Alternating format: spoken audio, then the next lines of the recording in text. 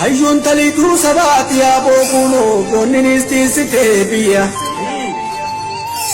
galteen xiyyoonfattuun dhuftee karaa oromiyaa nuttaatee laalaa yaaboo kunoo hin jiree lafaa abadan gaaddisa gabrummaa jalatti deebinee hin tatteenyu callifnee Oromoo koo ammaan booda duunee banna malee sirni gabroonfataa naftanyoota kalee ummata Oromoo irratti fi'anna deebinee warri ja'an martii abjuu hiikaan qabne taateetuma hafti abjuu hiikaan qabne taateetuma hafti durin jirreen dhalattee Oromiyaa keessatti yeroon diinaan lola nammaa yeroon gamtaan lola nammaa والقدوتي فالمدمي يا أرمو بيتيتي nuti turre eega isaan garree nageema maraatti nafxanyaan arrallee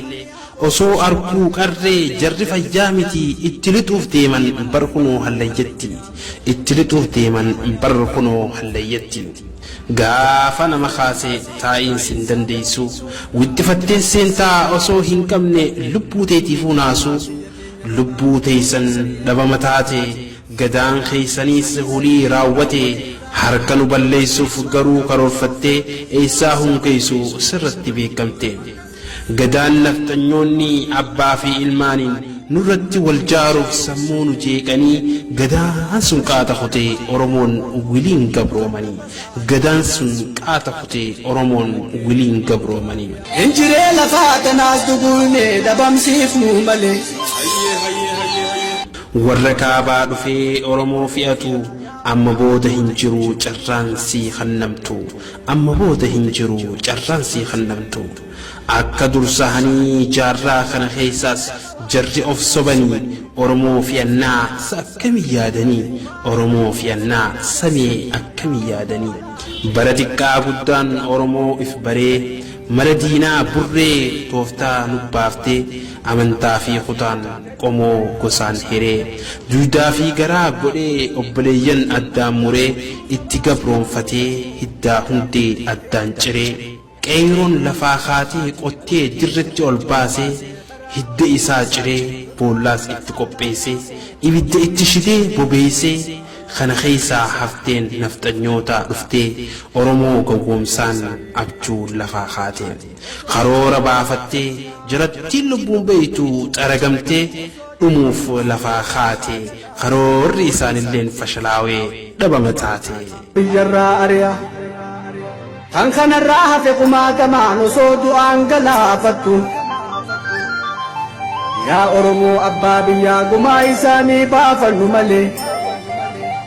injiree lafaa tanaas duguune dhabamsiifnu malee abadan roorroof harkan kannitu Oromoon gabroonfamtee tuqaan dandeessu Oromoon hooyxee yoo madaa itti kaafte tuqaan dandeessu Oromoon hooyxee yoo madaa itti kaafte tokkoo fi tokkoo kan nuti barbaannu biyya teenya irratti nu tuquu hin barbaannu bilisummaa maqaa osoo hin taane tan dhugaatii kan nuti barbaannu bilisummaa maqaa osoo hin taane kan dhugaatii kan nuti barbaannu biyya biyyaa yaamanii aboo kunoo laga lagaa yaamanii gaara gaaraa yaamanii aboo kunoo muka mukaa yaamanii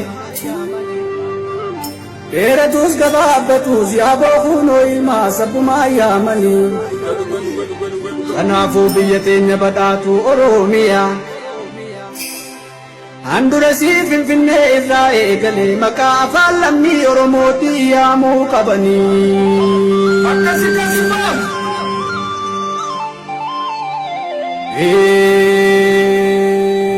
gaarri talluu lafaati yaaboo kunoo citaan dabbasaa lafa laggeen imimmaan lafaati yaaboo kunoo mukni ni suphata lafa hayyuun taliituu sabaati yaaboo kunoo goonninis tiisitee biyya galteen xiyyoonfattuun dhuftee karaa Oromiyaa nuttaatee laalaa yaaboo kunoo hin jiree lafaa